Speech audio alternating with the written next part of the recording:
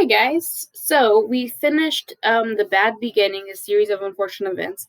This is the second series of unfortunate events book called The Reptile Room, and that's the picture. Okay, so let's see what it says. And this is the page where it says this is who the author wrote the book for. It says, "For Beatrice, my love for you shall live forever. You, however, did not." This is by Lemony Snicket. Chapter 1. The stretch of road that leads out of the city, past Hazy Harbor, and into the town of Tedia is perhaps the most unpleasant in the world. It is called Lousy Lane. Lousy Lane runs through fields that are sickly gray color, in which a handful of scraggly trees produce apples so sour that one only had to look at them to feel ill. Lousy Lane traverses the Grim River, a body of water that is 9/10 mud and that contains extremely unnerving fish. And it encircles a horseradish factory, so the entire area smells bitter and strong. I am sorry to tell you that this story begins with the Baudelaire orphans traveling along this most displeasing road, and that from this moment on the story only gets worse. Of all the people in the world who have miserable lives, and as I'm sure you know, there are quite a few, the Baudelaire youngsters take the cake, a phrase which here means that most horrible things have happened to them than just about anybody. Their misfortune began with an enormous fire that destroyed their home and killed both their loving parents, which is enough sadness to last anyone a lifetime. But in the case of these 3 children, it was only the bad beginning. After the fire, the siblings were sent to live with a distant relative named Count Olaf, a terrible and greedy man.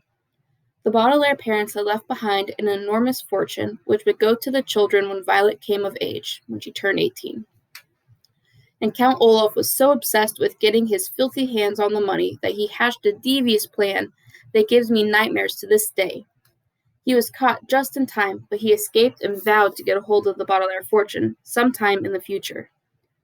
Violet, Klaus, and Sunny still had nightmares about Count Olaf's shiny, shiny eyes, and about his one scraggly eyebrow, and most of all about that tattoo of an eye on his ankle. It seemed like that eye was watching the Baudelaire orphans wherever they went. So I must tell you that if you have opened this book in the hope of finding out that the children lived happily ever after, you might as well shut it and read something else. Because Violet, Klaus, and Sunny, sitting in a small, cramped car and staring out the windows at Lousy Lane, were heading toward even more misery and woe. The Grim River and the horseradish factory were only the first of a sequence of tragic and unpleasant episodes that bring a frown to my face and a tear to my eye whenever I think about them. The driver of the car, Mr. Poe, a family friend who worked at a bank and always had a cough. He was in charge of overseeing the orphans' affairs, so it was he who decided that the children would be placed in the care of a distant relative in the country after all the unpleasantness with Count Olaf. "I'm sorry if you're uncomfortable," Mr. Poe said, coughing into a white handkerchief, "but this new car of mine doesn't fit too many people. We couldn't even fit any of your suitcases. In a week or so, I'll drive back here and bring them to you." "Thank you," said Violet, who at 14 was the oldest of the Baudelaire children. Anyone who knew Violet well could see that her mind was not really on what Mr. Poe was saying, because her long hair was tied up in a ribbon to keep it out of her eyes. Violet was an inventor, and when she was thinking of inventions, she liked to tie her hair up this way. It helped her think clearly about the various gears, wires, and ropes involved in most of her creations. "After living so long in the city," Mr. Poe continued, "I think you will find the countryside to be a pleasant change. Oh, here is the turn. We're almost there." "Good," Klaus said quietly. Klaus, like many people on car rides, was very bored, and he was sad not to have a book with him. Klaus loved to read, and at approximately 12 years of age, had read more books than many people read in their whole lives. Sometimes he read well into the night, and in the morning could be found fast asleep with a book in one hand and his glasses still on. "I think you'll like Dr. Montgomery too," Mr. Poe said. He has traveled a great deal, so he has plenty of stories to tell. I've heard his house is filled with things he's brought from all over the places he's been."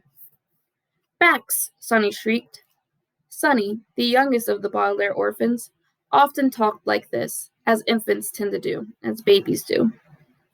In fact, besides biting things with her 4 very sharp teeth, speaking in fragments was how Sonny spent most of her time. It was often difficult to tell what she meant to say. At this moment, she probably meant something along the lines of, "I'm nervous about meeting a new relative." All 3 children were. "How exactly is Dr. Montgomery related to us?" Klaus asked. Dr. Montgomery is, let me see, your late father's cousin's wife's brother. I think that's right. He's a scientist of some sort, and receives a great deal of money from the government."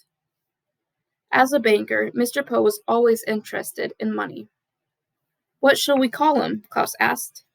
"You should call him Dr. Montgomery," Mr. Poe replied, "unless he tells you to call him Montgomery.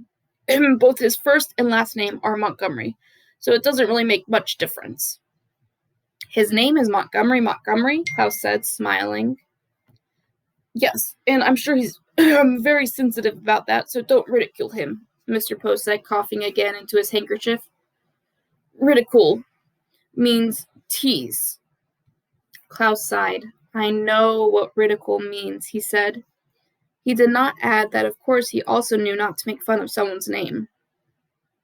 Occasionally, people thought that because the orphans were unfortunate, they were also dim-witted. Violet sighed too, and took the ribbon out of her hair. She had been trying to think up an invention that would block the smell of horseradish from reaching one's nose, but she was too nervous about meeting Dr. Montgomery to focus on it. "Do you know what sort of scientist he is?" she asked. She was thinking Dr. Montgomery might have a laboratory that would be of use to her. "I'm afraid not," Mr. Poe admitted. "I've been very busy making the arrangements for you 3, and I don't have much time for chit-chat. Oh, here's the driveway. We've arrived." Mr. Poe pulled the car up a steep gravel driveway and toward an enormous stone house. The house had a square front door made of dark wood, with several columns marking the front porch. To each side of the door were lights in the shapes of torches, which were brightly lit even though it was morning. Above the front door, the house had rows and rows of square windows, most of which were open to let in the breeze. But in front of the house was what was truly unusual. A vast, well-kept lawn dotted with long, thin shrubs in remarkable shapes. As Mr. Poe's car came to a halt, the Baudelaires could see that the shrubs had been trimmed so as to look like snakes. Each hedge was a different kind of serpent, some long, some short, some with their tongues out and some with their mouths open, showing green, fearsome teeth. They were quite eerie, and Violet, Klaus, and Sonny were a bit hesitant about walking beside them on their way up to the house, so there was a bunch of bushes in the shapes of snake. Mr. Poe led the way didn't seem to notice the hedges at all, possibly because he was busy coaching the children on how to behave. "Now, Klaus, don't ask too many questions right away. Violet, what happened to the ribbon in your hair? I thought you looked very distinguished in it.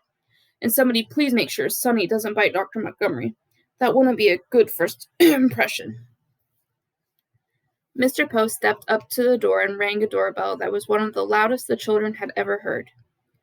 After a moment's pause, they could hear approaching footsteps, and Violet, Klaus, and Sonny all looked at one another. They had no way of knowing, of course, that very soon there would be more misfortune within their unlucky family. But they nevertheless felt uneasy. Would Dr. Montgomery be a kind person, they wondered. Would he at least be better than Count Olaf? Could he possibly be worse? The door creaked open slowly, and the Baudelaire orphans held their breath as they peered into the dark entryway. They saw a dark burgundy carpet that lay on the floor. They saw a stained glass light fixture that dangled from the ceiling. They saw a large oil painting of 2 snakes entwined together that hung on the wall. But where was Dr. Montgomery? "Hello," Mr. Poe called out. "Hello?" "Hello, hello, hello," a loud voice boomed out, and from behind the door stepped a short, chubby man with a round, red face. I am your Uncle Monty, and this is really perfect timing. I just finished making coconut cream cake.